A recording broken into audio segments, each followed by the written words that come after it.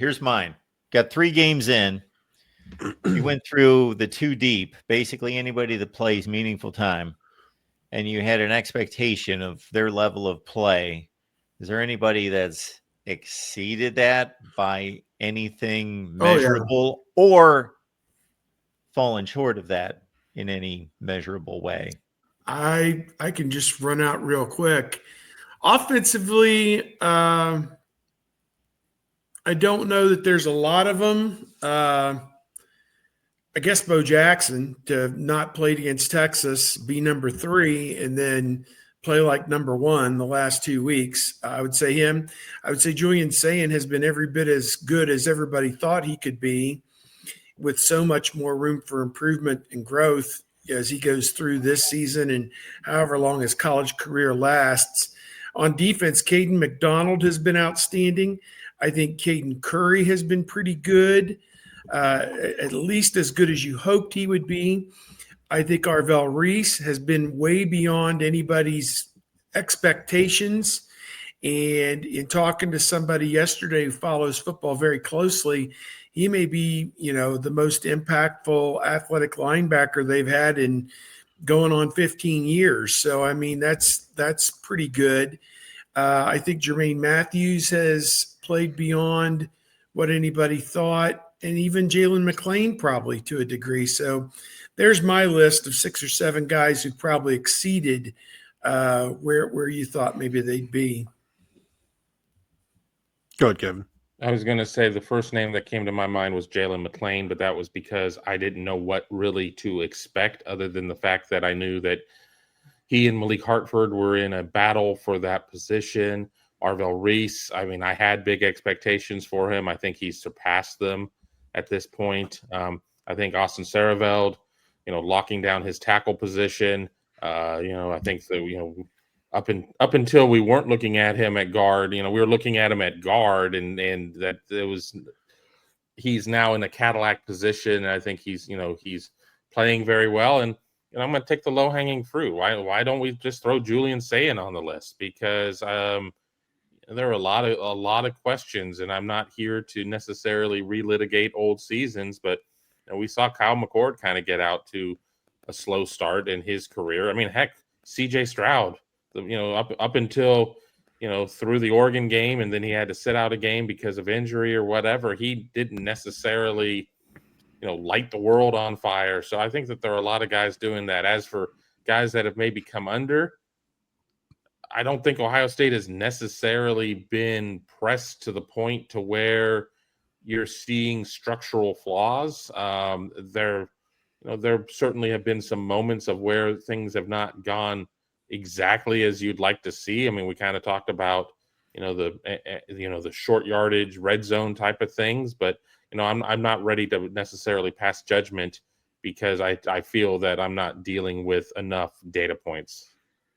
Yeah, I think Julian Sayin, when you can basically count his bad passes on one hand after 3 games, especially after we got to see him for 3 practices and then a bunch in the spring. And there were times he certainly did not look anything like this. And you're like, boy, he's going to need to get better. And he has been. So, he's one that's exceeded. In terms of maybe not exceeding or not living up right now, Brandon Ennis, through almost no fault of his own, since he's had about 3 targets this season. And they've been playing so much 12 personnel and 13 personnel as well. So they only have 1 or 2 receivers out there at a time. So his opportunities are limited. And then when he is out there with Jeremiah Smith and Carnell Tate, who might be 2 of the top 5 or 6 wide receivers in the nation, Julian Sayin's going to look at those guys more than he looks at Brandon Ennis. But Brian Hartline said it on Tuesday. They're going to start looking at Ennis more, targeting him more. But he's got to do something with the ball then when they do. And I think that's going to be the next step is, okay, now they're throwing the ball to you, but are you doing something with it?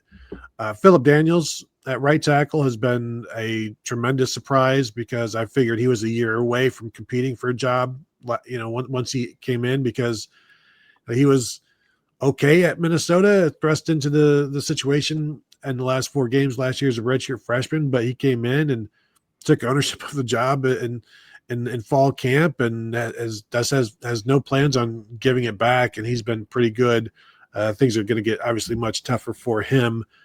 And I'm writing about Jalen McLean today, who, said to some people, he's kind of like, I don't want to say this, like a poor man's Caleb Downs. If like he's around the ball, he can do a bunch of different things. And when you've got a guy like Caleb Downs who can do all of these different things, you have to have a guy next to him in Jalen McLean who can do those things as well. And he's second on the team in tackles. He's got 13 solo tackles, which is 6 more than anybody else. He's a leading safety tackler on the team, not Caleb Downs. So he's very impressive. And this, I think also the last thing I'll say is it's going to be a very tough NIL package to get Arvell Reese to come back, I'm guessing. And not having talked to Arvell Reese at all about anything like that, but he's going to have a decision to make, and it's going to be a tough one for Buckeye fans, I bet. I think Jalen, I was just going to add on Jalen, he had a great pass breakup there in the Ohio University game where he lit up the receiver in the red zone. That was a great play by him. We'll agree on Arvell Reese.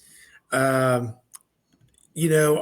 think that his counseling from his people is going to be down, kind of torn.